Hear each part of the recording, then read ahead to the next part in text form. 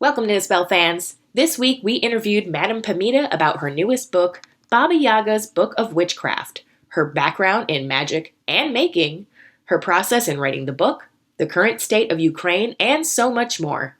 So much, in fact, that we decided to break it up into a two-part episode. So, we hope you'll enjoy part 1 this week and look forward to releasing part 2 next week. Enjoy! Light from Lantern presents Knit a Spell. I'm magical maker, Katie Rempe. And I'm the maker of magic, James Devine. Join us as we stitch together the symbiotic relationship between crafting and the craft. Today, Katie, we have an awesome guest that I have been waiting for ever since we started. It is my good friend, Madame Pamita. Madame Pamita is a Ukrainian diaspora witch. Like a spore. A mushroom everywhere. That's right. I would love to be a mushroom in my next life. Oh my God. Ditto. She's a teacher, an author, a candle maker, a spellcaster, and she's really known as a tarot reader. She has a popular YouTube channel for teaching witchcraft. She hosts 2 podcasts, Baba Yaga's Magic and Magic and the Law of Attraction. And she is the author of Baba Yaga's Book of Witchcraft. Also, the one and only Book of Candle Magic. Mm-hmm. And Madame Pamita's Magical Tarot. She is also the proprietress of the online spiritual apothecary, the Parlour of Wonders, an amazing shop. She lives in Santa Monica, California. You can find her at parlourofwonders.com. That's spelled with a U in the middle, like the old-fashioned way. Fancy. Welcome to Knit a Spell, Madame Pamita. Woo! I just realized I make a bio that's like a tongue twister. Oh, it's a test. Exactly. I was like, how mean of me. Madame Pamita picked a peck of pickled peppers and sells it to you on the internet. Oh my goodness. Hi, you guys. I'm so glad to be here. Yes.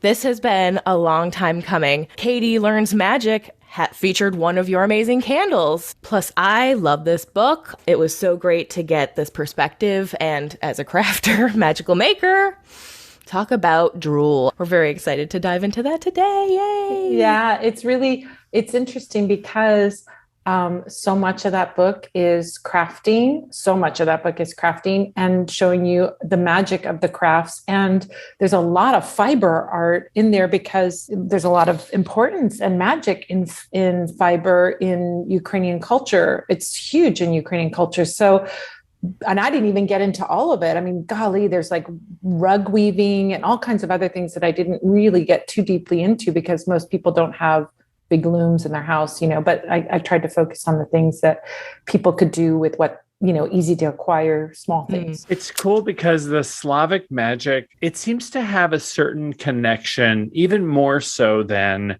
some of the Western traditions that we have in Wicca or in Wiccan-ish traditions. Slavic magic, I don't know why. Why do you think it seems to have a connection to the old country still? Is that my imagination? No, I don't think it's your imagination because I think especially for Ukraine, people really for hundreds of years have really very preciously kept traditions going either through oral tradition, passing down something for family member to family member, which is really how I got started. Was my grandmother taught my mother taught me. So as we look at these traditions, people we see now, because Ukraine is more in a spotlight now, of how proud Ukrainian people are in particular of their traditions, because even so recently, I mean, even now, it's happening right now, but during Soviet times, they were suppressed and co-opted and all of these things. So I think when you look at cultures that have been colonized all across the board, I think a great example actually is if you look at what's happening in Great Britain, because we're more familiar with that. We're familiar with the languages and so on. You find Scots people really hanging on to Scottish heritage, and Irish people and Welsh people reclaiming their languages, reclaiming traditions, and very preciously guarding those traditions, because you had a colonizing country, England, coming in and saying to people in the 20th century, in particular, 19th and 20th century, if you want a job, you can't speak Welsh, you have to speak English. The same thing happened in Ukraine with Russian, people said, well, if you want a job, you need to speak Russian. So there was a lot of pushback. I mean, there's definitely differences. There's a lot of pushback in the 1800s, and then it really got squashed in the early 20th century. But people it's like the weed with the flower, I won't say the weed, the flower coming up out of the cracks in the sidewalk, that love of the culture is so deep. So you find people who are non-magical people, for example, and if we talk about fiber arts, we find non-magical people wearing vishivanki, which are the embroidered blouses, the embroidered shirts, knowing that these are talismanic, even if they're Christian or atheist. They acknowledge the pagan source of these things, and they acknowledge that they're talismanic, and they see them as protective, even if they're not pagans. So I think that holding on to culture when it's really actively trying to be suppressed, it becomes much more precious. Wow, that's amazing. Tell me a little history about how you and Jim got to know each other, how you in particular started with your magical journey. Well, I grew up in a magical household because my mom, my grandmother died before I was born, but my mom carried on my grandmother's traditions, albeit in a sort of, I want to say maybe she's a first generation American, right? So she really wanted to fit in. She was born in the 1920s, was a young woman in the 40s and the 50s when World War II was going on. And so to be American and to be seen as American was really important to her. We had some of these holiday things and foods that were integrated into our life. I always say I know all the holiday words and I know all the food words because we did have those things. And then little magical things that would come up. And she would tell me stories about things that my grandmother did. But my grandmother died when my mom was only like 20 or 21. So she was very young when her mother died. So she didn't have a lot of context for these things. So I got started in magic as a child, going to church and lighting a candle and making a wish. That's candle magic. I say that's really my first candle magic. Was Catholic candle magic. We did little things around the house, but I didn't know any different. When you grow up in that environment, you don't know any different, right? So like, I think Jim, with your Italian grandma, you probably did magical things, but you didn't know they were magical and you didn't know they were weird, right? Because that's what you grew up in. I did Catholic candle magic at church also. Candle for an intention. Yeah, same. That's candle magic, right? I still go when I'm in Europe and they have those beautiful churches, I go into a church and I do candle magic in the church all the time, right? When I'm on the go. So anyway, so when I was young, like I was 10 years old, my mom didn't have a fear of magic, divination and all that stuff. So like I had a Ouija board. She bought me my first tarot deck in Salem, Massachusetts. We were traveling and I wanted a tarot deck. She bought it for me at 10 years old. So it didn't have that kind of forbidden fruit aspect to any of it. As long as I was Catholic and I was going to church and I was doing all the Catholic, she didn't care what you did. And that's really a hallmark of Slavic magic, because a lot of people have a double faith. They practice all the pagan things, but they go to church and they put a veneer of Catholicism or Christianity over their practices. So like, oh, this egg with a pagan symbol on it that's existed for thousands of years before Jesus was even born, but we're going to call them Easter eggs. In American culture, we see that with Christmas trees. It's very similar. We have Christmas trees up in the house. People can be Christian and have a Christmas tree, but we know Christmas trees are Germanic pagan. It's a very bigger version of that, where a lot of things in the practices are done. And as long as you have that veneer of Christianity over it, you're fine.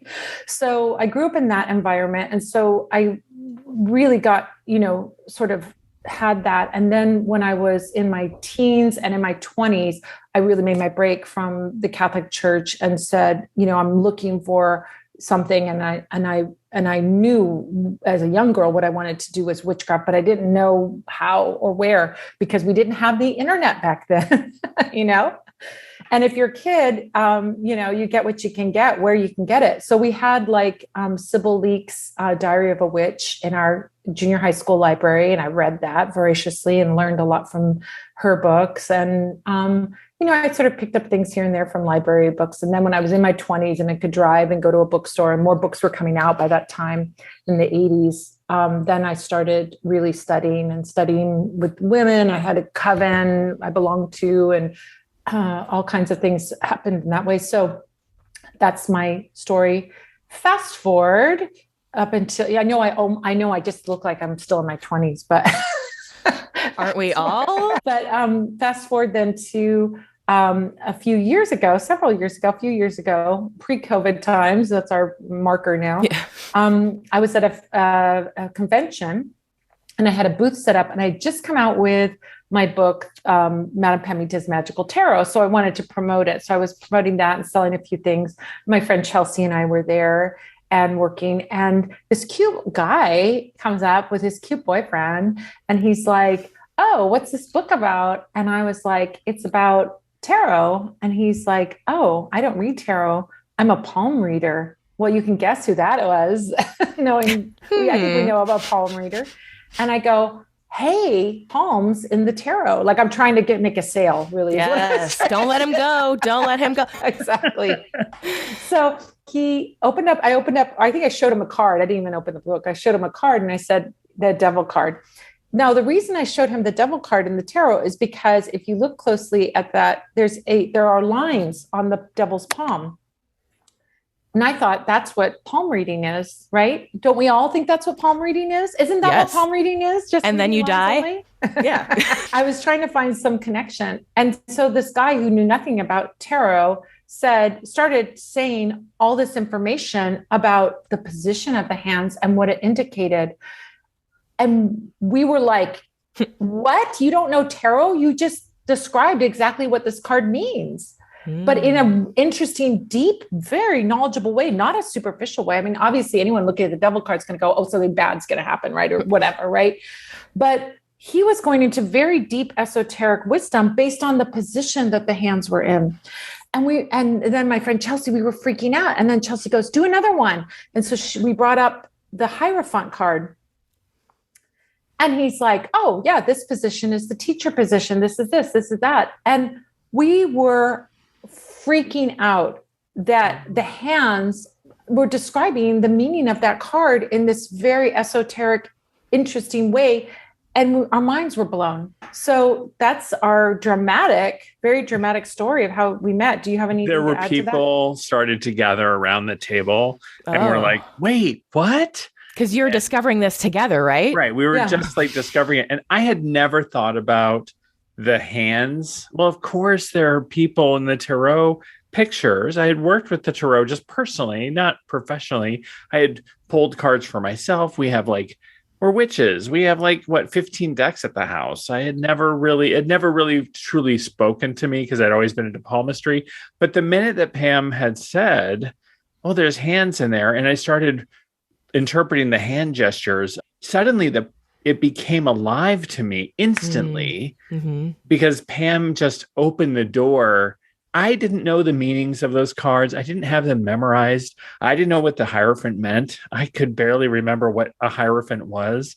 And so just reading the hand gestures, I was saying these things like, well, your actions are aligned between leadership and boundaries, and you're bounded by this teaching of tradition and wisdom and all this stuff. And Pam's like, "It's a teacher of traditional wisdom. What the hell?" Is this a setup? Am I being punked? What's happening here? Right. Wow. But then it was either you or Chelsea. Someone was like, "You should do this talk at PantheaCon," which is a great big, at the time, it was the biggest sort of witchy convention in the nation. So Pam was like, "Okay." And she just is such a brilliant writer. She just immediately wrote a proposal for a course. She named it the Palmistry Tarot Mashup. And so we just started working on it sort of long distance. We met each other for the first time, sight unseen, and it was accepted. And do you remember how that went, Pam? Standing room only. It was early in the morning on a Sunday morning, which is like that. They gave us the really that's a hard worst sell. spot. Exactly. Everyone's hungover. Exactly. But we had a standing room only crowd, and we had to even, I think, turn people away because it was overcrowded and the fire regulations and all that. But we had such enthusiastic people. We just crushed it because everybody that was there because they really were tarot people there. You can be a non-tarot person and get it, but when you're a tarot person, I think your mind gets blown by this information, because like my mind was blown when we were all standing there and going like, you don't know anything about tarot, BS, because you're just exactly describing this. And he's like, no, really, I don't. And then when you learn about the hand gestures and the modern mudras and all of that, and you understand that what he's saying is actually applicable across the board. It's not something he's just pulling out of his, hat because of just to say, to make it fit the card. He's actually saying that something that has long documentation in his method. So that's even more exciting. So Madame Pamita and I have worked on the Palmistry Tarot Mashup as a class. We have an online version that people can get through my website. We've traveled the nation, literally from Santa Cruz to Brooklyn and places in between. I love doing that class with you. It's like one of the funnest things to do with you. We have so much fun. Yeah, we laugh a lot. So that's that. All right, show's over. We talked about everything. Boom. Yes. When did you first learn about Baba Yaga? Was Baba Yaga a term that you were taught as a child, or did you learn about this archetype and then learn her name later? I can't remember when I got introduced to her, which tells me it's been since, I was a little girl. So I knew about Baba Yaga. We would call her in Ukrainian. Baba Yaga is English version of that, and Baba Yaga is the Russian version of that. What's the best way for us to pronounce it? I just say Baba Yaga when I'm speaking in English, Okay. So what Baba people Yaga. are going to understand, what people are going to understand the most. In looking at this archetype, I don't know what inspired me to get, I do know what inspired me, but I don't know exactly when it happened or when that transition happened.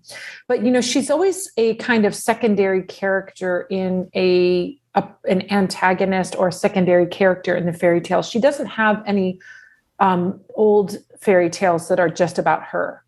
So but she does show up in hundreds and hundreds and hundreds of fairy tales, pan-Slavic fairy tales. So variations of her show up in, of course, Russian folk tales, but also Belarus, Poland, Ukraine, Croatia, Serbia, Bulgaria. You find these variations of her, Macedonia. You can go into all the Slavic countries and find a Baba Yaga character.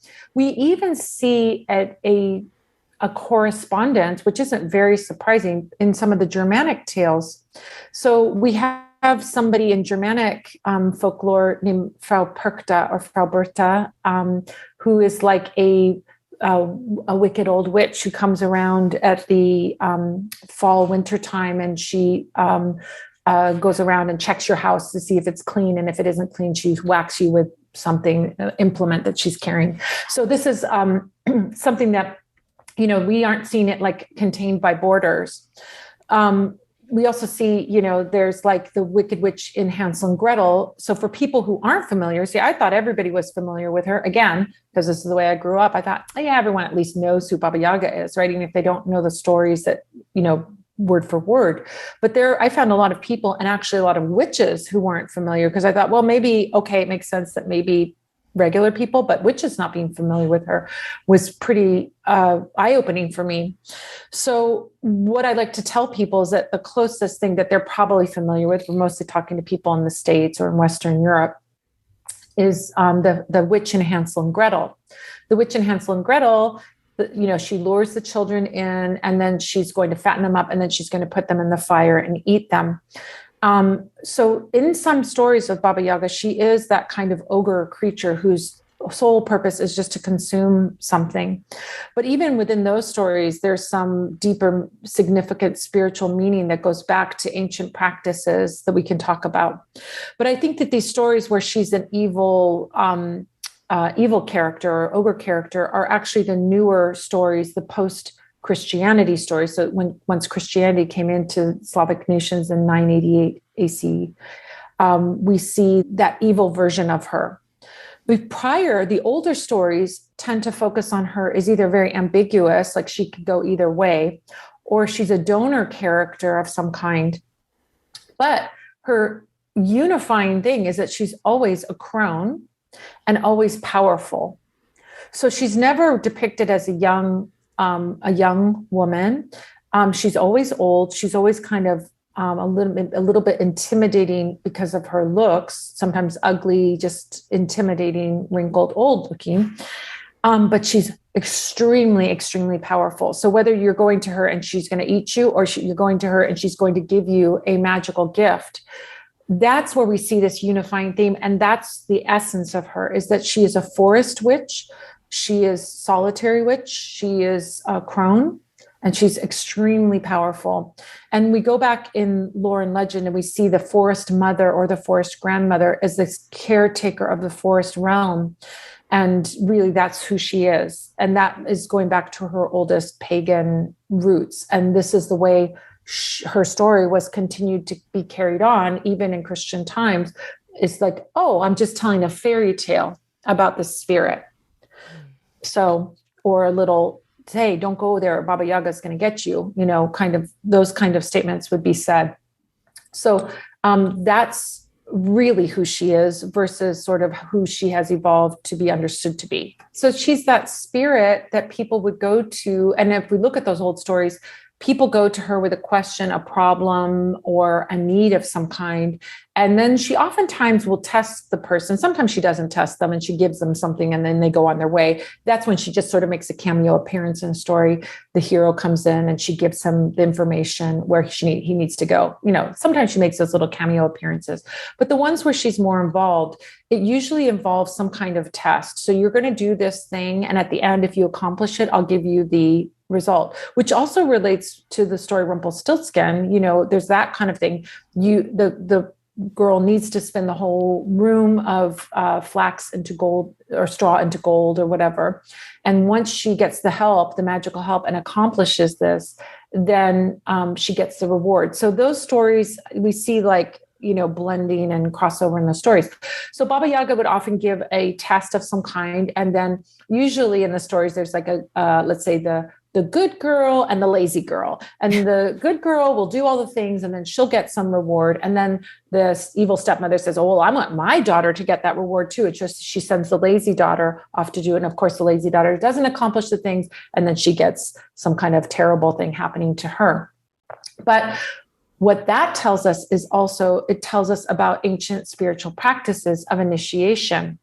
This is an initiation. When you're ready to go on to being the healer of the community, or join the group of healers, or join the group of warriors, or join the group of house builders, you would go through some initiation process. An initiation process, a good initiation process, is not meant to keep you out, but meant to prove to yourself and to the higher ups that you're ready for that next step.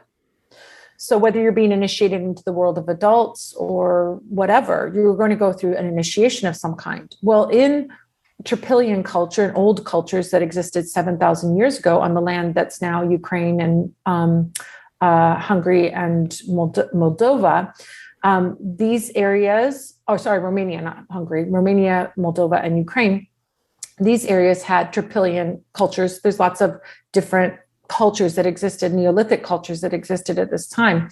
But we see a very interesting thing. In Trypillian culture, they would have initiation huts. These initiation huts would look like the power animal of the group.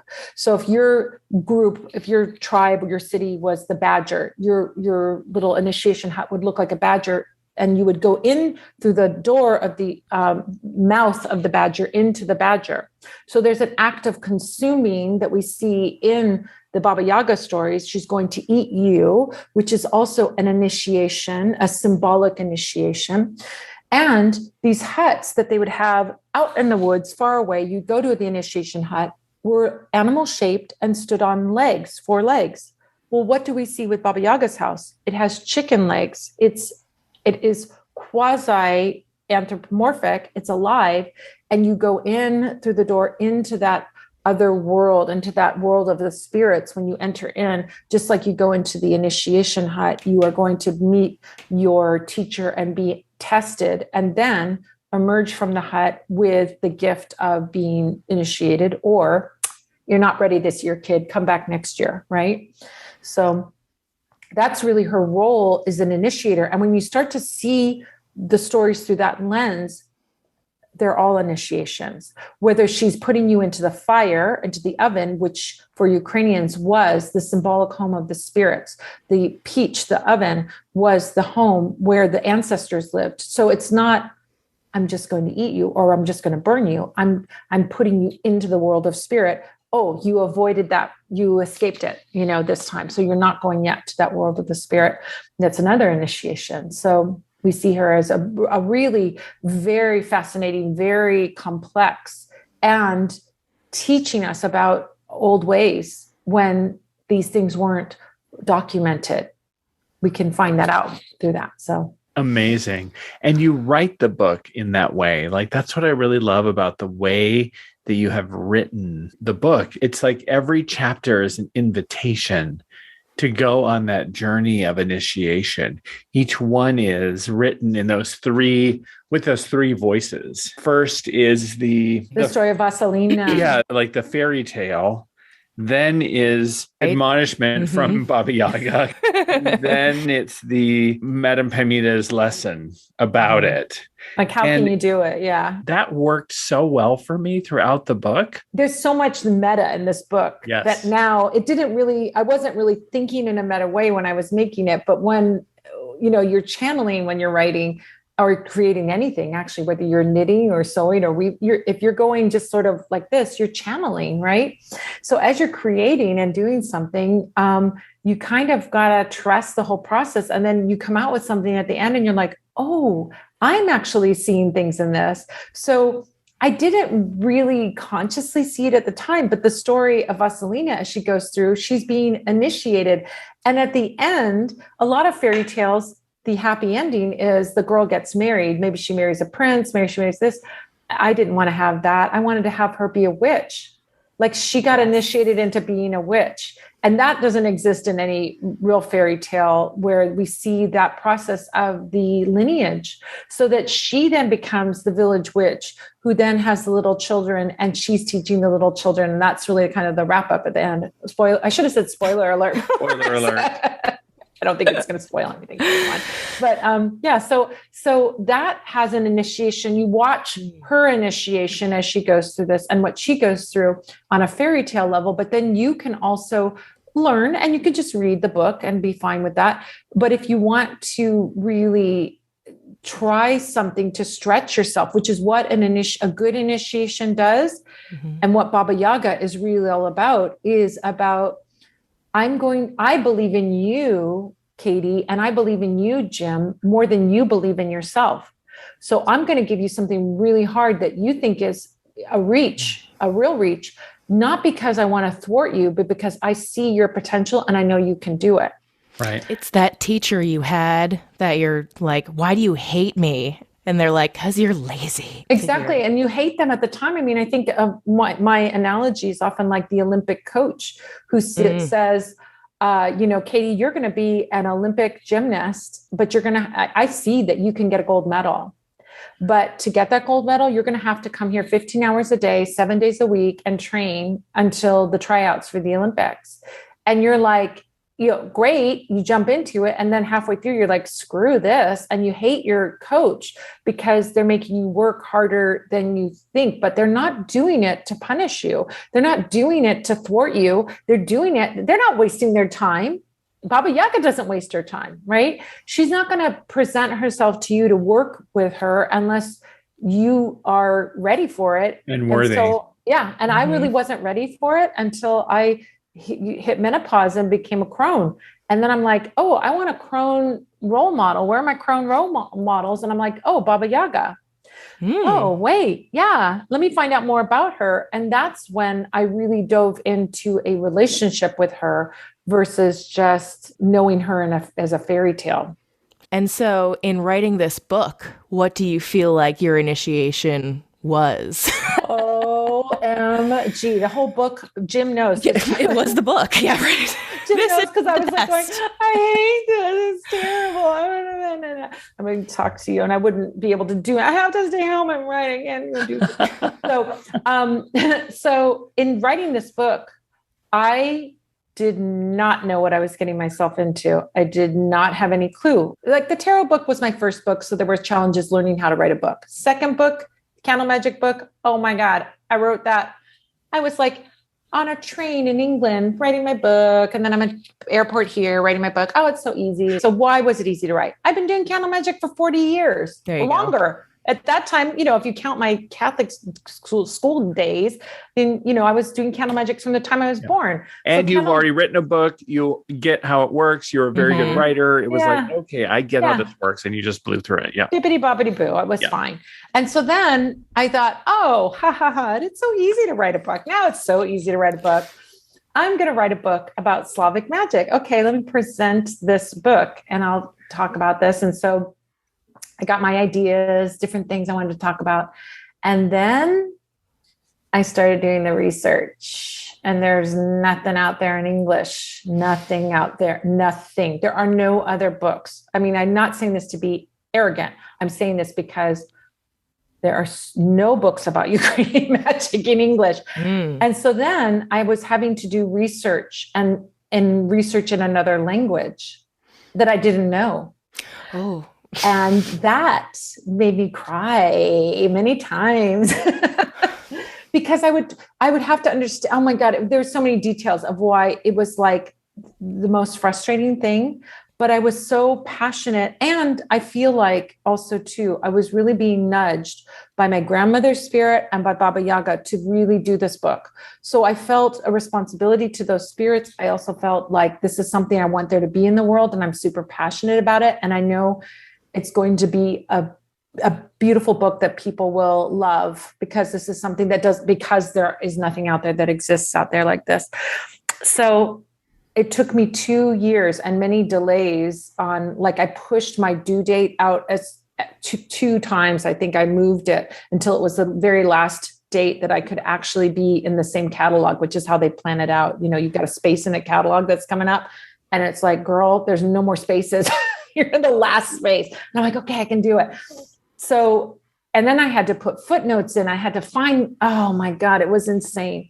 It was not my favorite thing, but I learned a lot about writing a really heavily researched book in another language. And now I feel like, and now I can really do it. I'm like, I know what to do now.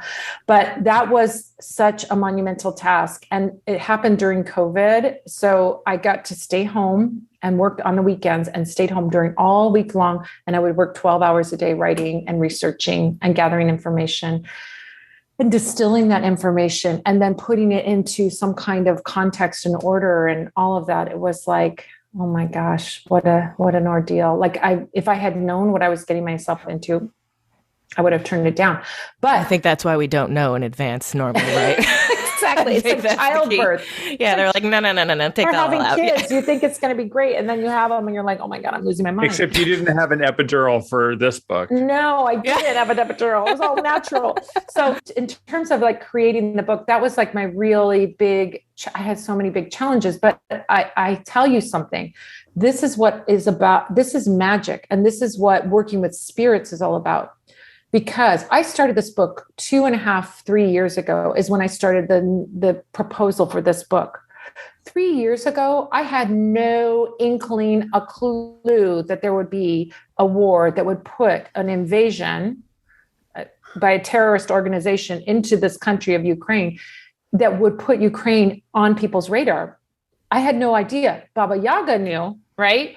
Which is why she's like, okay, girl, we need to do this now, right? There's only one space left in the book. Come on. Exactly. And it came out exactly at the time when Slavic magic and Slavic culture and Ukrainian culture is so in the news. Now, that ain't me. And it's not a coincidence. It's spirit working through you. And I've had this happen many times where spirit has said, you need to do this thing. And then it turns out that the lag time of me getting the thing done lines up perfectly with something that the spirit needs. that the spirit needs.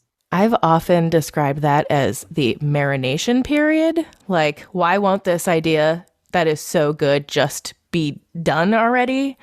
And that's usually like, because you haven't learned the thing that's going to like make it 10 times better. So just wait. It's a long process making a book and having it published.